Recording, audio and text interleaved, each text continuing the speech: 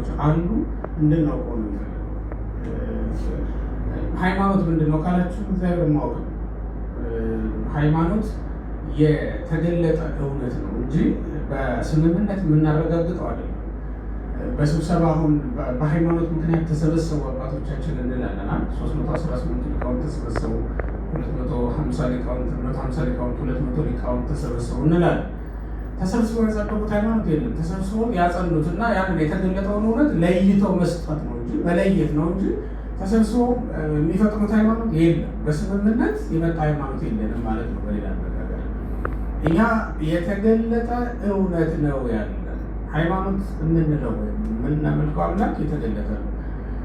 መቼስ አንድ እርሻ ማሳ ላይ ወይም አንድ ስንዴ ማሳ ላይ ብንሰበሰብ ሁላችን ስንዴ አንፈጥርም አይደል? የበቀለውን ስንዴ ነው የምናርምን የምንኮተኩትን፣ ከዚያም ደግሞ ሰብስበን ወደ ቤት የምናስገባ ያንኑ የነበረውን ያለውን የተፈጠረውን ስንዴ ነው ማለት ነው። ስንዴ የሚፈጥር የለም፣ ስንዴ የሚያበቅል ነው።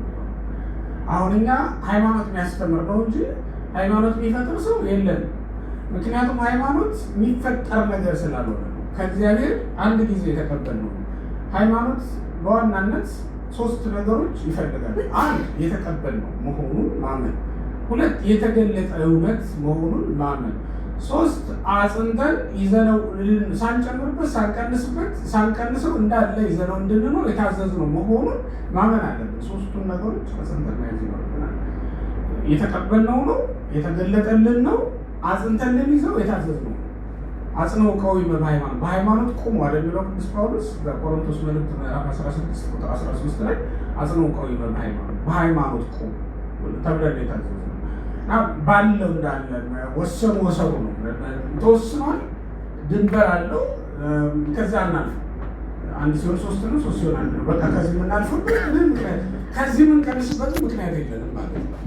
ምክንያቱም የሰራ ነው የፈጠርነው ሳይሆን ምን የሆነ ስለሆነ የተሰጠን የተገለጠልን እውነት ስለሆነ እውነት ምን ጊዜም አይቀየርም፣ አይቀንስም። እውነትን እንዳለ እውነት አድርጎ ይዞ መሄድ ነው የሚቻለው። ወርቅ እኮ ግራሙን መቀነስ ግራሙን መጨመር ነው የሚቻለው እንጂ ወርቅነቱን መቀነስና ብር ማድረግ ይቻላል? አይቻልም። ወይም አሳድገዋለሁ ብሎ እንቁ ማድረግ ይቻላል? አልማዝ ማድረግ ይቻላል? አይቻልም። እንዳለ ወርቅነቱን አምኖ ይዞ መቀበል ነው። ግራሙን መቀነስ፣ ቀለበቱን መስቀል፣ መስቀሉን ቀለበት አድርጎ መስራት ግን ይቻላል ማለት።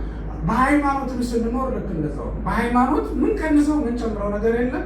ግን በሃይማኖት ማዕረጋችንን እያሳደግን በሃይማኖት ዋጋ እያገኘን ክብር እየጨመርንበት ልንሄድ እንችላለን ማለት ነው። ለምሳሌ ካህኑ እሳቸው ቆሞስ ሆኖ የሚያምኑት እምነትና እናንተ የምታምኑት እምነት ምን መሆናችሁ ይለያያል? አንድ ነው። ሁላችንም አምን ባላምላክ ብለን ነው ምንድን ነው የለየን? ማዕረግ ነው የለየን ማለት ነው። እዛ ውስጥ ልክ ግራም እንደመቀነስ ግራም እንደሚጨመር በሃይማኖት ውስጥ ስንኖር እኛ ራሳችን ላይ የሚጨመሩ የሚፈጠሩ ልዩነቶች ናቸው እንጂ በምናምነው ሃይማኖት ውስጥ ግን ፈጽሞ ልዩነት የለም ማለት ነው። ስለዚህ በእነዚህ በ3ቱ ምንም ድርድር ሳይገባችሁ ልትቀበሏቸው የሚገቡ ነገሮች ናቸው። የተቀበልነው የተገለጠልን እና የምንጠብቀው መሆኑን እንረዳለን። የተገለጠልን መሆኑን ካወቅን ደግሞ ልንጠብቀው እንነሳሳለን ማለት ነው። እሱን አጽንቶ እንዳለ ይዞ መቀጠል ይኖርብናል ማለት ነው። አባቶቻችን ሁሉ ይህን ሰበኩ፣ ይሄንን አስተማሩ ማለት ነው። ሃይማኖት ከብሉይ ኪዳን ዘመን ይልቅ በሐዲስ ኪዳን ፍጹም የሆነ መገለጥ ተገልጦልናል። 3 የመገለጥ ዘመናት አሉ። አንደኛው የሙሴ ዘመን ነው፣ የብሉይ ኪዳን ዘመን ነው ማለት ነው። በሙሴ ዘመን ከቀደመው ዘመን ይልቅ የተሻለ መገለጥ ተደርጓል። ምክንያቱም እግዚአብሔር በመጽሐፍ እና በንዋያተ ቅድሳት ላይ መገለጥ ስለቻለ ነው። መገናኛ ድንኳን ተሰርቶለት። ከዛ በፊት እኮ እግዚአብሔርን ቤት ኖሮት ያየው የለም። አብርሃም ሲያመልከው ተራራ ላይ ወጥቶ መስዋዕት ይሰዋ ነበር። አንድ ተራራ ላይ ወጥቶ መስዋዕት አቅርቦ እግዚአብሔር ያነጋግረው ነበር።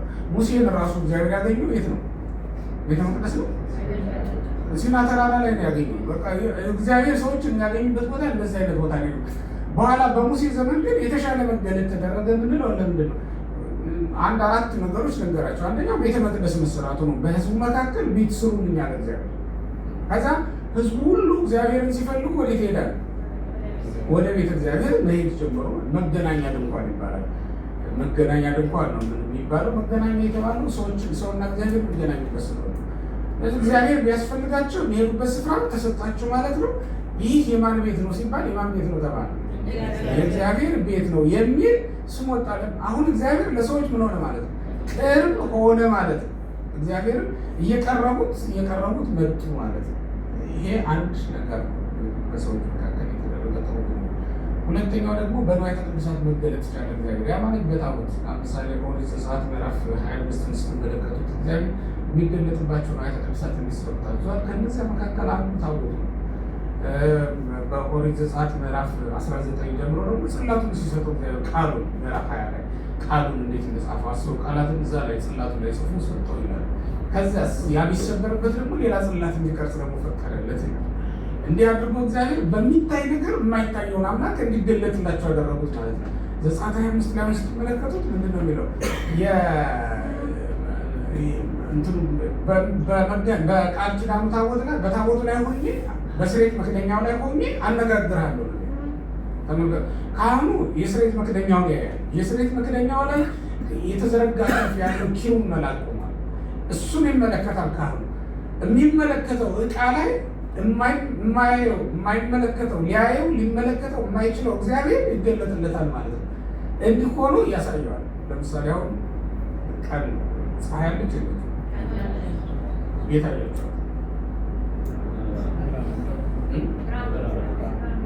ሰማዩና ታዩት ልትዋሹ በብርሃኑ አወቃችሁ ጋር የማይታየውን ፀሐይ በሚታያችሁ ብርሃን ወይም በምታዩት ብርሃን በገባችሁ ልክ ፀሐይ አለች እንድትሉ ተደረገ ማለት ነው። ስለዚህ በብርሃኗ ነው ያወቅነው። በዚያ ዘመን የነበረው ሊቀ ካህናትን ከታቦቱ ላይ ወይም ከመክደኛው ላይ ከስሬት መክደኛው ላይ ድምፅ ሰምቶ እግዚአብሔርን አገኘሁት ብሎ ከእግዚአብሔር መልእክት ይዤ መጣሁ ብሎ ይሄድና ይነግራቸዋል ማለት ነው። በዚህ ሁኔታ ግንኙነቱ እየቀጠለ እያደገ መጣ ማለት ነው። ሶስተኛ በካህን መገለጡ ነው። እግዚአብሔር በካህን ተወከለ። አሁን ህዝቡ ምን ያሉ እግዚአብሔርን ሲፈልጉ ወደ ካህኑ ይሄዳሉ ማለት ነው። አሁን ካህኑ እግዚአብሔርን ወከለ ማለት ነው። ሊቀ ካህናቱ በኦሪት ዘጸአት ምዕራፍ 40 ላይ ስርዓት ወጣላቸው። ካህናቱን እንዲህ አድርገህ ቀብተህ እንዲያልብሰህ አክብራቸው አለና እግዚአብሔር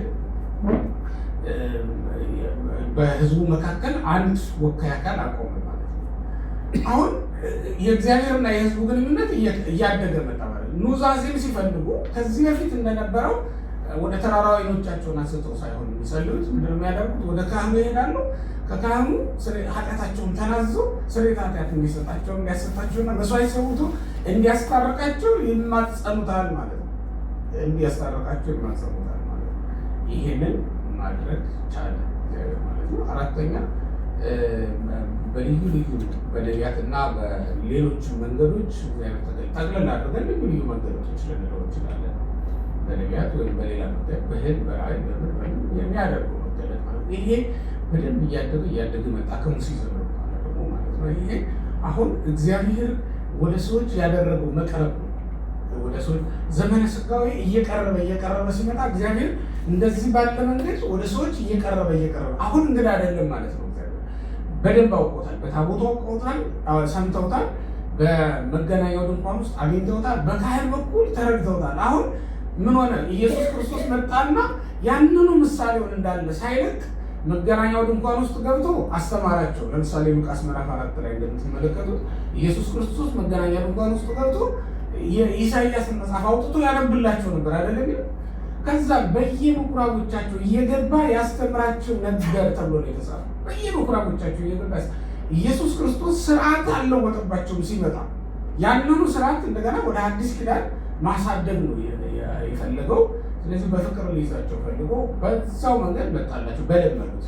ከዚያስ በዕለተ ዓርብ ደግሞ ለስርየተ ኃጢአት ለዓለሙ ሁሉ መድህን ሆኖ ሲሰቀል ራሱ ኢየሱስ ክርስቶስ በአምሳለ ሊቀ ካህናት ይመጣል። የሊቀ ካህናቱ ስልጣን ተሻረ። በምን እንደተሻረ ይታወቃል። ልብሱን ሲቀድ ማለት ነው። ኢየሱስ ክርስቶስ የእግዚአብሔር ልጅ መሆኑ ሲነገር ሲሰማ በዕለተ ዓርብ ልብሱን ቀደደ አይደል? በዮሐንስ ወንጌል ምዕራፍ 18 ላይ 19 ላይ ተጻፈ። ልብሱ ቀደደ። ሊቀ ካህናት ልብሱን ከቀደደ ከክህነቱ ይሻላል። ህጉ እንደዛ ነው እና የዛን ቀን ጀምሮ ክህነቱ አበቃ ማለት ነው። ለምን? የሐዲስ ኪዳኑ አገልግሎት ተጀምሯል። የሐዲስ ኪዳኑ ሊቀ ካህናት ኢየሱስ ክርስቶስ አገልግሎት ጀምሯል። አሁን ህዝቡን ወደ ማገልገል መጥቷል። ይሄ እስከ ቅዳሴው መግቢያ ጀምሮ እስከ ቅዳሴው መውጫ ድረስ ካህኑ ልብሰ ተክህኖ ለብሶ ያገለግላችኋል አይደል? ምን ያደርግላችኋል? ጸልይላችኋል፣ እየዞረ ያላችኋል አይደል? እየገባ እየወጣ ትእዛዝ ያዛል፣ ቡራኬ ይሰጣል አይደል? ኢየሱስ ክርስቶስ ያደረገው ከተያዘባት ሰዓት ጀምሮ ማለት ነው።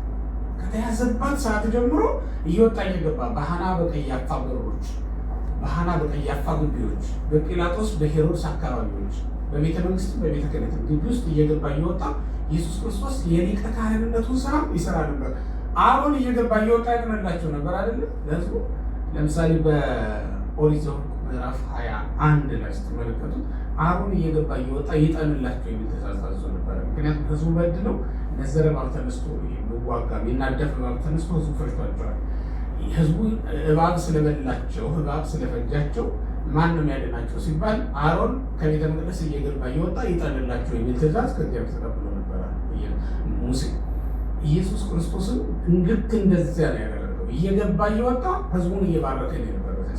የአዲስ ኪዳኑ ሊቀ ካህናት ኢየሱስ ክርስቶስ አገልግሎት ጀምሯል ማለት ነው። በዚያ ሰዓት አገልግሎቱን ጀምሯል።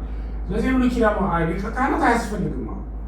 ክርስቶስ እኔ ልነግራችሁ የምፈልገው እዚህ ላይ ምንድን ነው? ክርስቶስ በለመዱት መልክ ነው የመጣው። ሊቀ ካህናት ሆኑ። እነሱም ሊቀ ካህናት ለምደዋል። የለመዱት መንገድ ስለሆነ አይከብዳቸውም ማለት በሊቀ ካህናት መዳን፣ በሊቀ ካህናት ስርየተ ኃጢአት ማግኘት ለምደዋል። ስለዚህ በለመዱት መንገድ መጣና ኢየሱስ ክርስቶስ አስታረቀ፣ ህዝቡን አስታረቀ ማለት ነው። ህዝቡን ሊፈወሳቸው በዛ በለመዱት መንገድ መጥቶ እንዲህ እያለ የእግዚአብሔር መገለጥ እየታወቀ ነው የመጣው ማለት ነው። በሐዲስ ኪዳን ደግሞ የበለጠ ትልቁ መገለጥ ተደርጓል። ያ ማለት እግዚአብሔርን በአንድነቱም በሶስትነቱም ተገልጦ ያየ ነው። እግዚአብሔርን በአካል ያየነው እኮ በሐዲስ ኪዳን ነው። በኦሪት ነው በማቴዎስ ወንጌል ምዕራፍ 3 ቁጥር 16 ጀምራችሁ ተመልከቱ። ቁጥር 16 ላይ ጀምራችሁ ስታዩት ከቁጥር 13 ነው የሚጀምረው ታሪኩ። ግን ቁጥር 16 ላይ ስታዩት እግዚአብሔር በአካል ለሰው ልጆች የተገለጠበትን ታሪክ ታያላችሁ ማለት ነው። ያ ማለት አብ በደመና ሆኖ ምን አለ? ወደው ነው አለ። መንፈስ ቅዱስስ ምን አለ? በርግብ አምሳል ወረደ። ሶስተኛውስ ማን ነው? ወልድ። ምን ሲያደርጋያችሁት? ስለዚህ ሶስቱም አካላት በአካል የታዩት ለመጀመሪያ ጊዜ ነው። ምናልባትም በአብርሃም ዘመን ከታዩት በስተቀር ሌላ የታዩበት ጊዜ የለም ነበር ማለት ነው። አሁን ምን ሆነ ማለት ነው? መገለጡ እየሰፋ እያደገ ሶስተኛው የመገለጥ ዘመን፣ ሁለተኛው የመገለጥ ዘመን አዲስ ኪዳን ነው። ሶስተኛው የመገለጥ ዘመን ግን ከትንሣኤ ሙታን በኋላ የሚደረገው ነው። ያ ደግሞ በጣም ይደንቃል። ዛሬ ልንናገረው የማንችለው የሚገለጥ ምስጢር ያን ጊዜ ያለ ዛሬ ልንናገረው የማንችለው ይሄ ሐዋርያው ቅዱስ ጳውሎስ በቆሮንቶስ መልእክቱ ምዕራፍ 12 ላይ የገለጠው አይነት መገለጥ ማለት ነው። ያየው አይነት ምስጢር እዛ ስንሄድ የምናየው ዛሬ ሊናገሩት የማይችል የዛሬው ቋንቋ ስለማይችለው ነው። በነገራችን ላይ ያኛውን መግለጥ ስለማይችል ነው። ያኛውን መግለጥ ስለማይችል ነው። አሁን እናንተ ፀሐይ መግለጧት የምትባሉ ወይም ሳሏት የምትባሉ ላይ በምን ቀለም ትስሏታላችሁ? ፀሐይ የሚስል ቀለም ታገኛላችሁ? እንደ ፀሐይ አድርጋችሁ መሳል ትችላላችሁ? አትችሉ። መንግስተ ሰማያትንስ ልግለጣ እዚህ ላይ ልሳላት ወይም ደግሞ ልናገራት ትችላላችሁ? ፀሐይ ግለጧት ምን አይነት ነው ብትባሉ ታብራቀርቃለች ከማለት ውጭ ሌላ ምትሉት ነገር አለ? በቀር ሌላ ቃል የለንም። ሌላ ነገር የምናውቀው ነገር የለም እንጂ ሌላ ነው። መግለጥ ብንችል ኖሮ ሌላ ነገር መግለጥ መሳለም ብንችል የምንስልበት ቀለም የምንስልበት ብሩሽ የምንስልበት ችሎታ ቢኖርም ሌላ ነገር መሳል ራሷን ፀሐይን መሳል በቻል ነበረ። መፍጠር ብንችል እንደዛ ነገር መፍጠር ግን አንችልም። መንግስተ ሰማያት ልክ እንደዚያ ነው። በኋላ ስንሄድ የምናውቃት ናት እንጂ አሁን ላይ ሰባኪ እንደነገራችሁ ብቻ እንዳትመስላችሁ። መንግስተ ሰማያት ሰባኪዎች አሳንሰው ነው የነገሩ እንዳትሉ፣ በኋላ እንዳትታዘቡ ነው። አይ በደንብ አልገለጡልን ነበር ያኔ እንዲህ ነበር እንዳትሉ። ከዚህ በላይ ናት መንግስተ ሰማያት። ሰባኪ ከሚሰብካችሁ በላይ፣ ነጋሪ ከነገራችሁ በላይ እናት ነው። ቅዱስ ጳውሎስ ስለዚህ ነው በዚያ ወበህዬ ራእየ ምስጢረ ዘኢይተረጎም በዚያ የማይተረጎም ድንቅ ምስጢርን አየ ነው። አይቶት የመጣው ምስጢር እሱ ራሱ መናገር አልቻለም። ስለዚህ ሊነገር የማይችል ነበር የሚናገረው። ሶስተኛው መገለጥ እዚያ ነው። ለዚያ ሁላችንም ይበቃል ያደርጋል። አሁን እግዚአብሔርን ማወቅ እንዲህ ባለ ሁኔታ እያደገ ይመጣ በሰው ልጆች ዘንድ እንዲህ እየሰፋ ይመጣ ከሆነ እግዚአብሔርን ማወቅ የሚሰጣቸው ለማለት ነው ካላችሁ አንድ ሁለት ወይ ሶስት ሰዎች ነገራችሁ እግዚአብሔርን ማወቅ የሚፈቀድላችሁ ለማለት ነው። አንደኛው በቅድስና እያደግን ስንሄድ የሚበዛልን መገለጥ በጥቂቱ ይሰጠናል ስናምን ጀምሮ ማለት ነው። አሁን ይቺ የምናውቃት ምስጢረ ሥላሴ የምንማራት በጥቂቱ አሁን ላይ ለመግቢያ የምትሆናት የትምህርት ሃይማኖት መግቢያ ናት ማለት በሌላ አነጋገር ወይም ስራ ለመስራት የምታበቃ ናት ማለት ነው እንጂ ሙሉ በሙሉ እናውቀዋለን የእግዚአብሔር ምስጢሩ በደንብ ተረድተናል ማለት ግን አይደለም። እርግጥ ነው አንድ ሲሆን ሶስት ነው፣ ሶስት ሲሆን አንድ ነው። የበቁ ቅዱሳንም በሰማይ ያሉ መላእክትም የሚያመሰግኑት የሚያገለግሉት ይህንን ቃል አምነው ከዚህ የበለጠ ሌላ ሊያምኑት የሚችሉ ነገር የለም። ግን እግዚአብሔርን በሚገባ ለማወቅ ባህሉን መርምሮ የማይመረመረውና መርምሮ በደንብ ለማወቅ መቼስ ውሃ ውስጥ የገባ ሰውና ውሃ ዳር የቆመ ሰው ስለ ውሃው ያለው ግንዛቤ ተመሳሳይ አይሆንም፣ ሊሆን አይችልም። ምክንያቱም ውሃ ውስጥ የገባ ሰው ቅዝቃዜውን ያውቃል፣ ጥልቀቱን ያውቃል፣ በቃ ብዙ ነገሮችን ያውቃል ከውጭ ከቆመው ሰው ይልቅ ማለት ነው። ውጭ የቆመው ሰው ደግሞ ውሃው ይገምታል፣ ቀዝቃዛ ሊሆን እንደሚችል ጥልቀቱንም ሊገምት ይችላል። ከዚያ የበለጠ ሊያውቅ ይችላል። ግን አንድ ነገር እርግጠኛ ነው፣ ውሃው ጥልቀት አለው። ያው ምንም ያክል መጠን ይሁን ጥልቀት አለው። ቅዝቃዜን እርግጠኛ ነው እሱ ውሃ ነውና ቁረት አይጠፋውም ብሎ ስለ እግዚአብሔር ልክ እንደዛው እኛ ዳር የቆሙ ሰዎች አሁን እናውቀውን ያክል ውስጥ የገቡ በደንብ ደግሞ ወደ ቅድስናው መንገድ የገቡ ሰዎች በደንብ እያወቁት ይሄዳሉ ማለት ነው። ስለዚህ እግዚአብሔር በደንብ ራሱን ከሚገልጥላቸው ሰዎች መካከል አንዱ ሰው ማነው ካላችሁ በቅድስና የሚኖር ሰው፣ በቅድስና የሚኖር ሰው። ስለዚህ እኛ በቅድስና በኖርን ቁጥር ማንን ወደ ማወቅ ነው የምንሄደው ማለት ነው? እግዚአብሔርን ወደ ማወቅ ነው የምንሄደው ማለት ነው። በቅድስና የሚኖሩ ሰዎች ብዙ ነገሮቻቸው ለሰው ይሰጣሉ፣ ሰው ይወዳሉ። ለዚህ ለቁሳዊ ዓለም ምንም ግድ የለሾች ይሆናሉ። ብዙ ነገሮች ብዙ ምልክቶች ታያላችሁ። ሰው ላይ ሊታዩ የማይችሉ ነገሮች ብዙ ነገሮች ሊታዩ ትችላላችሁ በእነሱ ላይ ማለት ነው። ለምን ነው እንደዛ የሚሆኑት ካላችሁ እግዚአብሔርን ስለሚያውቁ ነው። በነገራችን ላይ እግዚአብሔርን የሚያውቁ ሰው ስትሰሩት ሁሉ የመረቃችሁት እየመሰለ ነው የሚሰማው። ምክንያቱም እግዚአብሔርን ያውቃል። እግዚአብሔርን የሚያውቅ ሰው ለእናንተ በጎ ነገር ማድረግ ብቻ ነው የሚያምረው እንጂ በጎ ነገር እንድታደርጉለት አይደለም የሚፈልገው። አሁን እኔ በጎ ነገር እንድታደርጉልኝ ይፈልጋል። እግዚአብሔርን እያወቁት የበለጠ እያወቁት በሄድ ቁጥር ከእግዚአብሔር የምቀበለውን በጎ ነገር ነው እንጂ ማስበው ከሰው የምቀበለውን በጎ ነገር በፍጹም አላስብም ማለት ነው። አሁን ከእግዚአብሔር ስለምትቀበሉት ብድር ፋንታ ብላችሁ ሰዎች ምንም ክፉ ነገር ቢያደርጉባችሁ ላለመመለስ ጥረት ታደርጋላችሁ። ይህ በጣም ይከብደናል። ብዙ ጊዜ ከእግዚአብሔር ብድር ፈልጎ ማንም ሰው ለሰው በጎ ነገር ማድረግ በእርግጥ አንዳንዴ ያው እየዋሸንም በታችንም እኔ ለእግዚአብሔር ይመች ብዬ ነው እንጂ ለእግዚአብሔር ብዬ ነው እንጂ እኮ የእሷንማ ነገር የሚሉ ሰዎች እንሰማለን። እውነት ነው አይደለም? እንግዲህ መቼስ እድል ቢገጥማቸውና ጉልበት ቢያመቻቸው ግን እኮ አንድ ቀን ሰልቀው ነው የምትለዋል፣ አይለቋትም። የሆነ ቀን ሹመት ሊሰጣቸው እንኳን የሀገር መሪ ሆኖ የሰንበት ትምህርት ቤት መሪ ቢሆኑ ራሱ ከመዘምራን አንዱ ውጭ ብለው ሊያስወጣቱ ይችላሉ ማለት ነው። በስልጣናቸው ባገኙት አጋጣሚ ያችን ነገር መወጣት ይፈልጋሉ ሰዎች። እንደዛ እግዚአብሔርን እያወቃችሁት በሄዳችሁ ቁጥር ግን ታጋሾች ነው የምትሆኑት። ከእግዚአብሔር ካልሆነ በስተቀር በጎ ነገር ከሰውም አትጠብቁ ነው። ሁልጊዜም የመልካም ነገሮች ሁሉ አባትና መገኛ ማን ስለሆነ? እግዚአብሔር ስለሆነ ማለት ነው።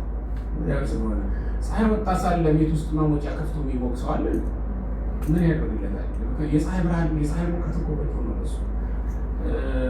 ፀሐይ ወጣ ሳለ ቤት ውስጥ ብርሃን የሚሰጡ ነገሮችን ሁሉ ማቀጣጠል ምን ያደርግለታል? የፀሐይ ብርሃን ለሱ በቂ ነው። አስፈላጊውን ብርሃን ከፀሐይ ስለሚቀበል ከፀሐይ ስለሚያገኝ እና የሚበልጥ አለ። እግዚአብሔርን እያወቃችሁ የሚበልጥ እንዳለ ታውቃላችሁ ማለት ነው። የሚበልጥ እንዳለ እዚህ የተሰበሰብነው ለምንድን ነው? ያኛው ቤተ መቅደስ ስለተያዘብን ማለት ነው አይደል? ያኛው ቢከፈት እዚህ እንመጣ ነበር። አየው፣ የሚበልጠው ነው ማንኛውም ሰው የሚፈልግ የሚበልጠው ነው። ከሚበልጠው መቀበል የሚፈልግ ከሚበልጠው ስጦታን ሁሉ ከሚያውቀው አምላክ ለመቀበል ከሰዎች ምንም ሳይቀበሉ ያገለግላሉ ማለት ነው። ስለዚህ በቅድስና ጸንተን በኖርነው ቁጥር እግዚአብሔርን ለማወቅ እንታደላለን ማለት ነው። ሁለተኛው እግዚአብሔርን ተግቶ የሚፈልግ ሰው እግዚአብሔርን ወደ ማወቅ የሚመጣው እግዚአብሔርን ለማወቅ የሚታደል እግዚአብሔርን ተግቶ የሚፈልግ ሰው። እግዚአብሔርን የት ነው የምንፈልገው ያላችሁ የሚሆን በመጽሐፍት ነው የምንፈልገው። እግዚአብሔርን በመጽሐፍት ፈልጋችሁ ታገኙታለን። ምን አይነት አምላክ ነው እግዚአብሔር የሚለውን ነገር መረዳት ከፈለጋችሁ ይህን መጽሐፍ መመልከት ነው። በዚህ መጽሐፍ ውስጥ የእግዚአብሔር ስሙ፣ በዚህ መጽሐፍ ውስጥ የእግዚአብሔር ባህሪው፣ በዚህ መጽሐፍ ውስጥ የእግዚአብሔር ግብሩ ተገልጦ ታገኙታል። ምን ሲሰራ ነው የኖረው ይሄ እግዚአብሔር የሚባለው አምላክ? እዚህ መጽሐፍ ውስጥ ታገኙታላችሁ። በጥንት ዘመን በአባቶቻችን ዘመን ምን አደረገ? እንኳን እግዚአብሔርን የእግዚአብሔርን ሰዎች ራሱ እግዚአብሔር እንዴት ነበር ያገለግሉት የነበረው የሚለው ማወቅ ከፈለጋችሁ እዚህ መጽሐፍ ውስጥ መግባት እኮ ነው። ስለዚህ እግዚአብሔርን ማን ነው በርትቶ የሚፈልገው? እግዚአብሔርን በርትቶ እየፈለገው ያለ ማን ነው ከተባለ እዚህ መጽሐፍ ውስጥ ገብቶ እየፈለገው ያለ ሰው ነው ማለት ነው። እግዚአብሔርን በሶስት መንገድ ልትፈልጉ ትችላላችሁ። አንደኛው በመጽሐፍት፣ ሁለተኛ በመምህራን፣ ሶስተኛ ከበጎ ሕሊና ከበጎ መሻት የተነሳ በጎ መሻት ያለችው ሰው እሱ እግዚአብሔርን የሚፈልግ ሰው ነው ማለት ነው። በእነዚህ በሶስት መንገዶች እግዚአብሔርን ፈልጎ ማግኘት ይቻላል። በእኛ ዘመን ብዙ አማራጭ አልነበረም። በአብርሃም ዘመን ይሄ ሁሉ አማራጭ አልነበረም። በአብርሃም ዘመን እግዚአብሔርን ለመፈለግ ከስነ ፍጥረት በስተቀር ምንም አይነት መረጃ አልነበረም። እግዚአብሔርን ለማግኘት ምንም አይነት ፍንጭ የለም። ፍንጭ የሚሰጥ እግዚአብሔር የሚባል አምላክ መኖሩን ሰማይና ምድር የፈጠረ አንድ አምላክ መኖሩን ማወቂያ አንድ ስነ ፍጥረት ብቻ ነው። ሌላ ምንም ፍንጭ የሚሰጥ ነገር አልነበረም። ግን ከበጎ ሕሊና የተነሳ በዛች በአንዲቱ በጎ ሕሊና ፈልጎ እግዚአብሔርን አገኘው ማለት ነው። እግዚአብሔርን ለማግኘት እግዚአብሔርን ለማወቅ እነዚህ ነገሮች ነው። ደግሞ ይሁንላችሁ የተፈወሰች ነፍስ የምትኖረን እግዚአብሔርን ስናገኝ ነው። ምን አለች ያቺ ሴት? የልብሱን ጫፍ የዳሰስኩ እንደሆነ ብቻ ምንድን ነው የፈለገችው? እንደምንም ብዬ ተሽለጥቄ እሱ ያለበት ጋር ልድረስ እና ምንም ልንካ ይህ ልብሱን ጫፏን ነው እኮ ያለችው። ተመልከት፣ ጫፏን የነካው እንደሆነ እድናለሁ ብላ ነው የተናገረችው። እና ይህ ማለት በሃይማኖት ጫፍ ላይ እንኳን መድረስ ለምን ባህሉ አምላክ እንኳን ብሎ መድረስ ይቺ ራሱ እኮ ነፍስን ትፈውሳለች ማለት ነው። ይህ ጫፍ ማለት እኮ ለምን ባህሉ አምላክን ማወቅ ነው። ከዛ ወደ ጥልቅ ውስጥ ሄዱ ሃይማኖት አሁኑ፣ ከዛ ወደ ጥልቅ ውስጥ ሄዱ መጽሐፍ ቅዱስ ነው፣ ከዛ ወደ ጥልቅ ውስጥ ሄዱ ሌላ ነገር ነው። እየሰራችሁ ያደጋችሁ ውስጥ ሄዱ ደግሞ በስራ በጣም ጥልቅ ወደሆነ እግዚአብሔር ባህል ውስጥ ትገባላችሁ ማለት ነው። እግዚአብሔር ግን ወደ ማወቅ ወደ መመርመር ትገባላችሁ ማለት ነው። እንዲህ እያደረጋችሁ እያሳደጋችሁ መሄድ ትችላላችሁ ማለት ነው። አምላካችን እንዴት ተገለጠ በዚህ መጽሐፍ? እስኪ ትንሽ የአንድነት የሶስት ደግሞ ትንሽ ነገራችሁ ሰዓት አለ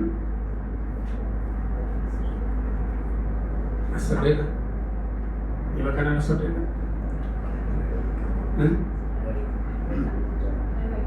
አይበቃም። ለምን ነው የማይበቃው?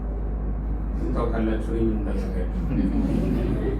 እንዳያዝ ነው የሚባል እንጂ እንዳያዝ ነው። ለማንኛውም እስኪ ጥቂት ነገር እንዴ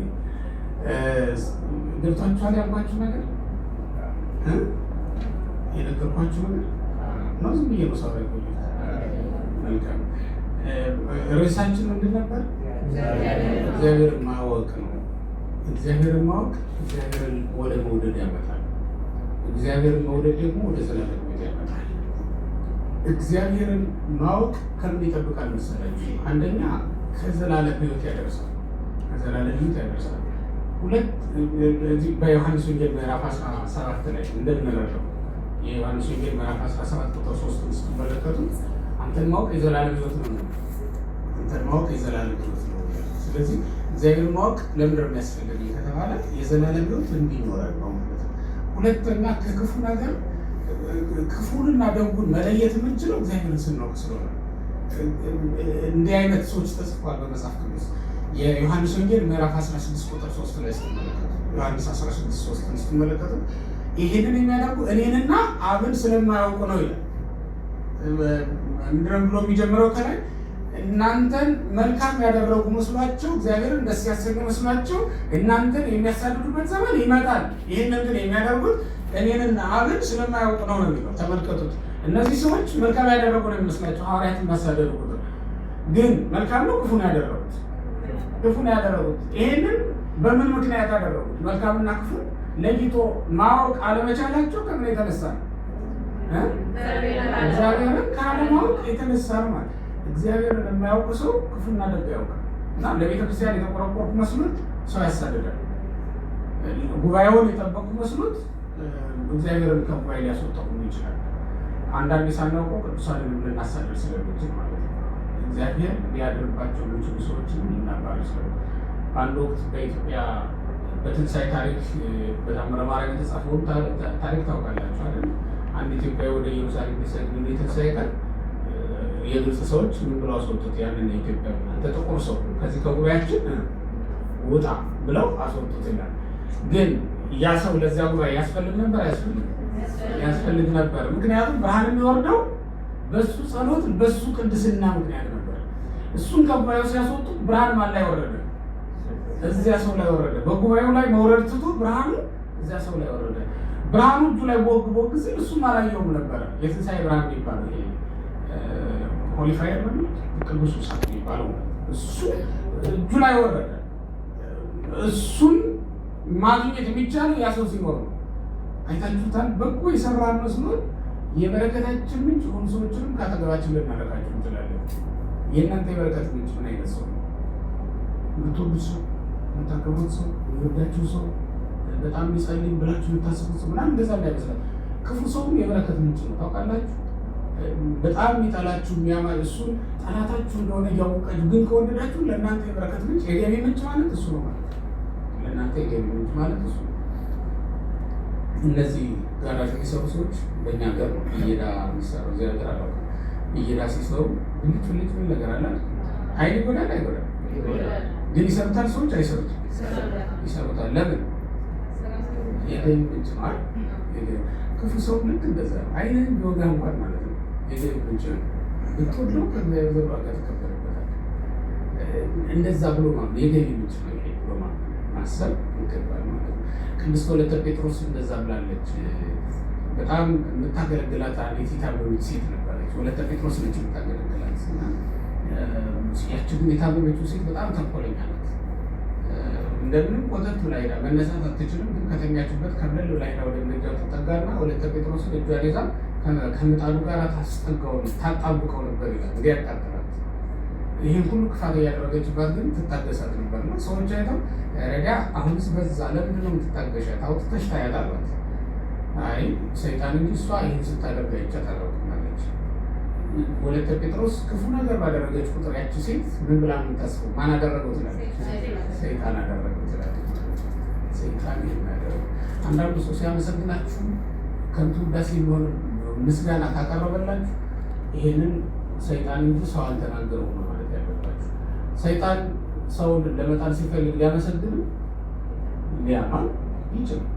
ሁለቱንም ያደርግ ልትወርቁ የምትችሉበትን ነው የሚያቀብላችሁ። ከልክ የሚጥላችሁ የቱ ነው? ምስጋናው ነው ሀሜቱ ነው። እሱን በደንብ ያረጋግጣል ሰይጣን። ከዛ የምትወርቁበትን ያመጣላችኋል ማለት ነው። በምትወርቁበት ነገር ነው። አንዳንዱ ሰው በምስጋና ነው የሚወድቅ፣ አንዳንዱ ሰው ደግሞ በጥላቻ ነው የሚወድቅ። ስትጣሉት በቶሎ ክርስትናው የሚፈርስበት ሰው አለ። ስትወዱት ስታመሰግኑት ደግሞ የበለጠ እያመሰግናችሁ በሄዱት ቁጥር ይቀብጣል። ከዛ የእግዚአብሔር ቤት የራሱ ቤት ያደርገዋል። እግዚአብሔርንም እንዳጎቱ ይቆጥረዋል። እዚያ ምን ይሆናል?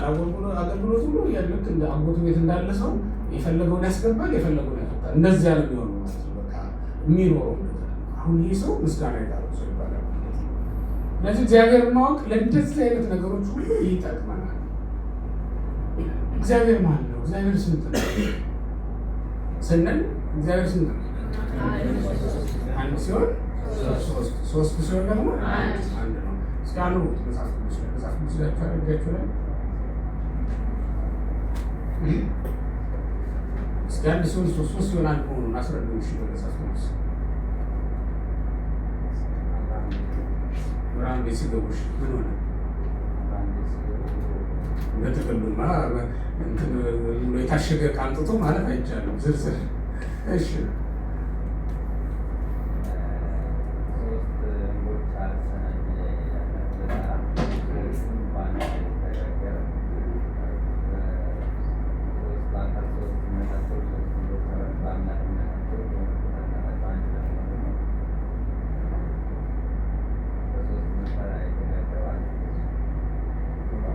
መለኪያው ስንት ነው?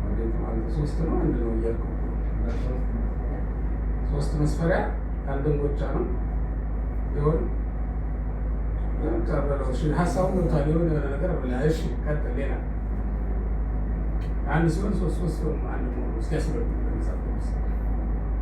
እናንተ ምትኖሩት እስላም ሀገር ነው አይደል? በእስላሞቹ ዘንድ ደግሞ ያለው አንዱ በነገራችን ላይ በቁርአን ውስጥ የእግዚአብሔር አንድነት ሶስትነት አለ በደንብ ግን ቁርአን ደግሞ በሌላ መንገድ ስለሚገልጸው እነሱ ይሄንን ሲቃወሙ ይሰማል ብዙ ጊዜ እና እስኪ ከዛ አንጻር እናንተ ታሳውቁ ይፈልግ ነው። እሺ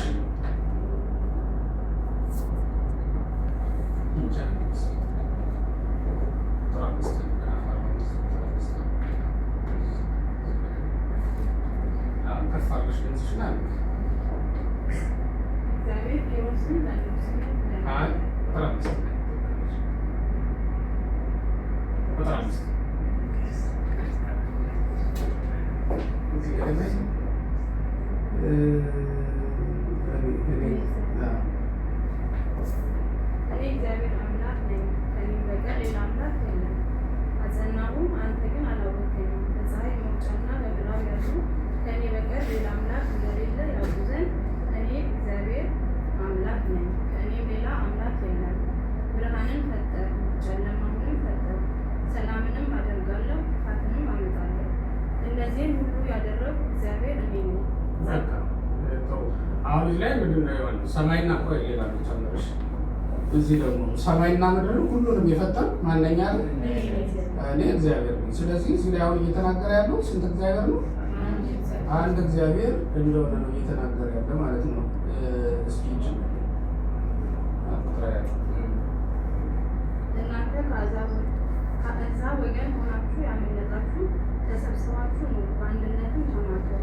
የተቀረጸውን የምስላቸውን እንጨት የሚሸከሙና ያድን ዘንድ ወደማይችል አምላክ የሚጸልዩ እውቀት የላቸውም። የሚናገሩ ከሆነ ከጥንት ጀምሮ ይህን ምስክርነት ያደረገ ማን እንደሆነ በአንድነት ያውቁ ዘንድ ይቅረቡ። ካሳየውም የተናገርሁም እኔ እግዚአብሔር አይደለሁምን? ከእኔም በቀር ሌላ አምላክ የለም። እኔ ጻድቅ አምላክና መድኃኒት ነኝ፣ እንደ እኔም ያለ ማንም የለም። እናንተ በምድር ዳርቻ ያላችሁ አሁን ይህንን ያነበብኩላችሁ የሚያስነበብኩላችሁ ለምን መሰላችሁ? ስንት አምላክ አለን ማለት ነው? አንድ አምላክ አለን። ግን ስንት አካል አለው? 3 አካል ያለው አንድ አምላክ አለን ነው። እኛ የምናመልከው የምንገዛው ለአንድ አምላክ ነው። የምናውቀው አንድ መለኮት ነው። ግን በ3 አካል የሚገለጥ ነው። በ3 አካል የሚገለጥ አንድ አምላክ አለን ነው። እዚህ ላይ እየተናገርን ያለው እኔ እግዚአብሔር ነኝ ብሎ ነው የሚናገረው። ስለዚህ እኔ ብሎ የሚናገረው ስንት ነው ማለት ነው? እኛ ብሏል አላለም። ስለዚህ ስንት ነው? አንድ ነው የሚለውን ነገር እንዲያስረዳን ነው። ሌሎችም ጥቅሶች አሉ እዚህ በኦሪትም በነቢያትም በሌሎችም መጻሕፍት ላይ የተቀመጡ ጥቅሶች አሉ። ስለዚህ አንድ ነው እግዚአብሔር። ግን ያንን ደግሞ ስንገልጠው በ3 አካል እንዴት ነው የሚገለጠው የሚለውንም እዚሁ ከመጽሐፍ ቅዱስ ላይ በነገራችን ላይ የዕብራይስጥ ቋንቋ የሚናገሩ ሰዎች ሲናገሩ በመጀመሪያ እግዚአብሔር ሰማይና ምድርን ፈጠረ አለ የሚለው መጽሐፍ ቅዱስ። እዚህም ላይ እንዳያችሁት ሰማይን የፈጠርኩ ብሎ ነው የተናገረው። ሰማይን የዘረጋ ምድርን የፈጠረ እሱ እንደሆነ እዚህ ኢሳይያስን ሲመሰክር ነበረ ማለት ነው። ሰማይና ምድርን የፈጠረው እግዚአብሔር በብሉይ ወይም በዕብራይስጥ ግን ኤሎሂም ነው። ኤሎሂም ማለት ነጠላ ቃል አይደለም፣ ብዙ ነው። ብዙነትን የሚገልጽ ኤሎሄ ነው። በነጠላ ሲሆን ኤሎሄ ይሆናል። በብዛትን መግለጽ ሲፈልግ ግን ኤሎሂም ይላል ማለት ነው። እና በመጀመሪያ እግዚአብሔር የሚለው ቃል ይሄ እግዚአብሔር ብለን በእኛ ቋንቋ የገለበት ነው ወይም የለወጥ ነው ቃል በእነሱ ደግሞ ኤሎሂም ነው የሚለው እና የሚያሳየው ራሱ መጽሐፍ ቅዱሱ ከመጀመሪያው ምዕራፍ ከመጀመሪያው መስመር ላይ ጀምሮ እግዚአብሔር በ3 አካል ሊገለጥ የሚችል ወይም ብዙ አካል ያለው ግን አንድ ዋህደ ባህሪ ወይም አንድ መለኮት የሆነ አምላክ እንደሆነ የሚያስረዳ ነው ማለት ነው። ይሄ ራሱ በመጀመሪያ ጊዜ ሰማይና ምድር ፈጠረ የሚለው ቋንቋ ራሱ የመጀመሪያው መስመር ራሱ የሚያስረዳው እሱን ነው ብለው የመጽሐፍ ቅዱስ ሊቃውንት ይናገራሉ፣ ያስተምራሉ ማለት ነው። ሶስትነቱን እንዴት ነው ታዲያ ልንረዳው የምንችለው የሚለውን ዘፍጥረት ምዕራፍ 1 ቁጥር 26 አውጣና እንበል። ዘፍጥረት ምዕራፍ 1 ቁጥር 26 ደግሞ አውጥተን እንዴት አሁን በሶስት አካል በአንድ መለኮት የሚገለጥ መሆኑን ለማስረዳት ምንሄደው መሄድ ነው፣ የምንፈልገው መፈለግ ነው። ይሄ ማለት ነው ቁጥር 26 ምንድን ነው የሚለው?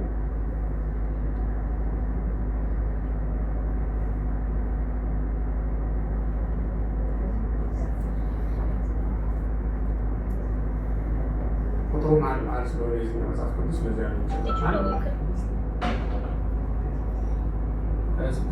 ቁጥር የለችም እዚህ ቤት ያለች እሷ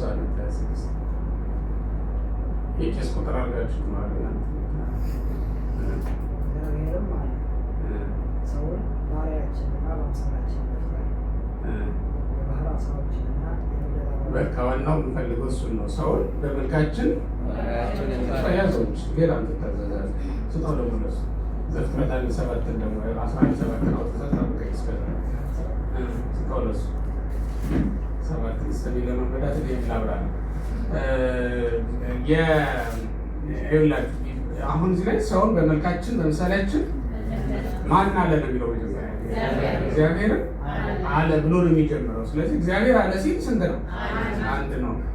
ሰውን በምናችን እንፍጠር። አሁን ተመልከቱት፣ እግዚአብሔርም አለ ብሎ በአንድ እንትን ይገልጸዋል፣ በአንድ አካል ይገልጸዋል። ግን በኋላ ላይ ደግሞ ምንድን ነው ሰውን በመልካችን በምሳሌያችን እንፍጠር ነው የሚለው። እንፍጠር የሚለው አንድ ሰው ሊናገረው የሚችለው ቋንቋ ነው ወይም ንግበር የሚለው አንድ ሰው ሊናገረው የሚችለው አይደለም። አንድ ወይም ስንት ከአንድ በላይ የሆነ አካል ሊናገረው የሚችል መሆኑን ያስረዳናል ማለት ግን ሶስት መሆኑን ይሄ አያስረዳንም። ሶስት መሆኑን አያስረዳንም። ሽም ሊሆኑ ይችላል። አንዱ ሌሎችን ሰዎች ብቻ እንዲህ አላቸው ንግበር አለና አስረዳቸው። ዘፍጥረት 11:7 ደግሞ ነው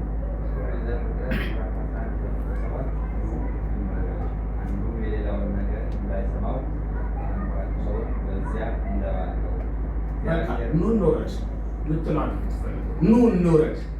አሁን ከቅድሙ የተሻለ ማብራሪያ ደግሞ ታገኛላችሁ። እዚህ ላይ ከቅድሙ ይሻላል፣ በብረር ይሻላል። አንድ ተናጋሪና ስለዚህ ከሁለት በላይ ናቸው ማለት ነው። ተመልከቱ፣ ቅድም ከአንድ በላይ መሆናቸው ነው የሚያሳየው። አሁን ግን ከሁለት በላይ መሆናቸውን ያሳያል። ኑ እንውረድ ቋንቋቸው ብለው ተናገሩ። አንዳንድ ሰዎች ይሄንን ከመላእክት ጋር ነው ይላሉ። ግን እግዚአብሔር መላእክትን ኑ እንዲናደርግ ብሎ አስተባብሮ የሚያሰራ አምላክ ነው። ሰራዊቱን አስተባብሮ ኑ እንዝመት ብሎ የሚዘምተው ንጉሥ ነው። አፄ ምኒልክ ወደ አድዋ መዝመት ሲፈልጉ ኑ እንዲናደርግ አሏል። ሌላም ሰው ልክ እንደዛ ሊል ይችላል። አባት ልጆቹ ሰብስቦ ኑ ይናደርግ ብሎ ሊያውጅ ይችላል። እግዚአብሔር ግን እንዲህ የሚል አምላክ አይደለም። ምክንያቱም ሰማይ ሲፈጥር ብቻውን ነው፣ ምድርን ሲሰራ ለብቻው ነው። ይህን ሁሉ እጆች አደረጉ አይደለም። እንዲህ አድርጎ የፈጠረን አምላክ በሌላውም ጊዜ የሌሎችን ፍጥረታት እርዳታ የሚያስፈልገው አምላክ አይደለም። የባቢሎንን ሰዎች ቋንቋ በመደበላለቅ ወይም ልዩ ልዩ ቋንቋ በመፍጠር መላእክት አግዘውታል አይባልም። ሊባል የሚችል አምላክ አይደለም። ልዩ ልዩ ቋንቋ ለሰዎች የፈጠረ ማን ነው ማለት ነው? ራሱ እግዚአብሔር ነው። ወዲያውም ቋንቋቸውን ደበላለቀ ነው የሚለው መጽሐፍ ቅዱስ። በነፋስ አመጣና መታቸው፣ ቋንቋቸውን ተደበላለቀ ይላል። ከዛ በኋላ እግዚአብሔር ይህንን ስለዚህ ይሄም የተሻለ ነው ማለት ነው። ዘፍጥረት 18 ደግሞ አለ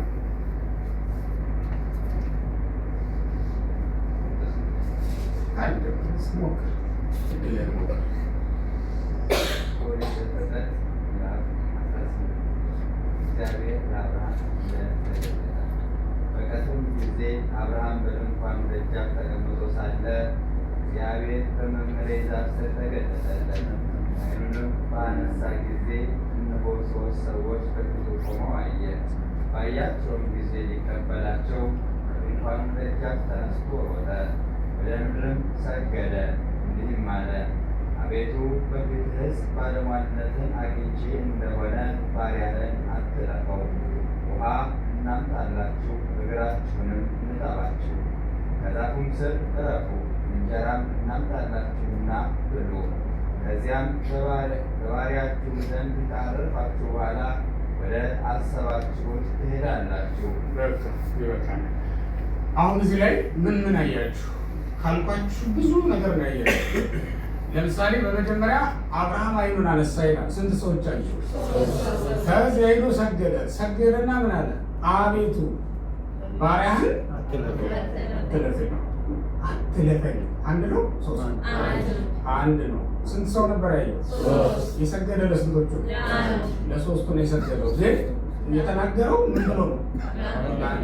ከዛ ቀጠለና ደግሞ አብርሃም ምን ይላል? እንጀራ ይምጣላችሁ፣ ከዚህ ከዛፉ ስር እረፉ፣ ውሃም ይምጣላችሁ፣ ታጠቡ፣ እንጀራ ይምጣላችሁ፣ ብሉ አለ እያለ ነው የሚቀጥለው ማለት ነው። አንድ ጊዜ ሶስት፣ አንድ ጊዜ ደግሞ አንድ እያደረገ ይቀጥላል ማለት ነው። አሁን እዚህ ላይ ቁጥር ወስኖ ነግሮናል። ስንት ሰዎች ብሎ? ሶስት ሰዎች አየ ብሎ ቁጥር ወስኖ ነግሮናል። እንደዛ ብሎ ስለነገረን ይሄኛው ደግሞ ከዛ የተሻለ ይህንን አፄ ዘርዓ ያዕቆብ መጽሐፈ ሚላድ የሚል መጽሐፍ አለ። ሚላድ በዚህ ጉዳይ ላይ የተጻፈ መጽሐፍ ነው። እሱን ብትመለከቱ በደንብ አብራርቶ ጽፏል። በዚህ መጽሐፍ ላይ የተብራራ ጽሑፍ የጻፈ እሱ ነው። ሌሎቹ ሊቃውንት የእኛ ቤተክርስቲያን መተርጉማን ይህንን ቃል ለሥላሴ ሰጥተው ይተረጉማሉ። ይሄ አብርሃም የሥላሴ ያደረገ ሶስት ተገልጦለት የተናገረ ስፍራ ነው ብሎ ነው የሚተረጉሙት የሚናገሩት ማለት ነው። እንግዲህ ጊዜውም እያለቀ ስለሄደ ይቃኝና በሐዲስ ኪዳን ላይ ይሄንን ሊያረጋግጥ የሚችል መገለጥ ደግሞ የተደረገልን ምንድን ነው? ቅድም እንደነገርኳችሁ በአካል ተገልጦ በዮርዳኖስ አይተናል አይደል? ከዛ ሲቀጥል ደግሞ አምላካችን መድኃኒታችን ኢየሱስ ክርስቶስ ደቀ መዛሙርቱን ሂዱ በዓለም ሁሉ ውጡና አስተምሩ ባላቸው ጊዜ በማን ስም ነው ያላቸው? በአብ በወልድ በመንፈስ ቅዱስ ስም አስተምሩ አጥምቁ አላቸው። አሁን እዚህ ላይ ስማቸውን ሶስትነታቸውን ሁሉን የገለጠላቸው ግን ደግሞ ስም ነው ያለው፣ አስማት አላለም። ምክንያቱም በአንዲት ስልጣን ነው እኛ የምንጠምቀው እና ከዚህ የተነሳ በአብ በወልድ በመንፈስ ቅዱስ ስም እየሄዳችሁ እያጠመቃችሁ አስተምሩ ብለው አዝዟቸዋል ማለት ነው። በዚህ መንገድ ይሄ ከብሉይ ኪዳን ላይ እየተጀመረ ስውር ሆኖ ድብቅ ሆኖ የቆየውና የመጣው ነገር አዲስ ኪዳን ላይ ሲደርስ በስም ማወቅ ነው፣ በአካል ነው፣ እግዚአብሔርን ወደ ማወቅ ደረስን ማለት ነው። እግዚአብሔርን ማወቅ እንግዲህ እግዚአብሔር ለሚወዳቸው ሰዎች የሚሰጠው ስጦታ ነው እና ለሁላችንም እሱን ማወቅን እንዲሰጠን ቅዱስ ፈቃዱ ይሁን። እግዚአብሔርን ማወቅ ለተፈቀደለት ሰው እግዚአብሔር መንግስት ትሰጠዋለች፣ ትፈቀደለታለች ማለት ነው። ምክንያቱም እግዚአብሔርን ማወቅ በራሱ መንግስት ይሰጣል ማለት ነው። እሱን ከማወቅ የሚበልጥ እውቀት የለም። እሱን ከማወቅ የሚበልጥ የሚያስደስት ነገር የለም። ስለዚህ እግዚአብሔርን ለማወቅ ሁላችንም እንትጋ። እግዚአብሔርን ለማወቅ ፈለግን ቁጥር ደግሞ እግዚአብሔር የበለጠ ግልጥና ቅርብ ሆኖ የምናገኘው ሁለት ነገሮች እውነት ናቸው። ይሄ ዓለም በጣም ስትፈልጉት ይርቃችኋል፣ እግዚአብሔር ደግሞ በጣም ስትፈልጉት ይቀርባችኋል። ሁለቱም ነገሮች በደንብ ልታስቀማቸው እውነት ናቸው። እግዚአብሔር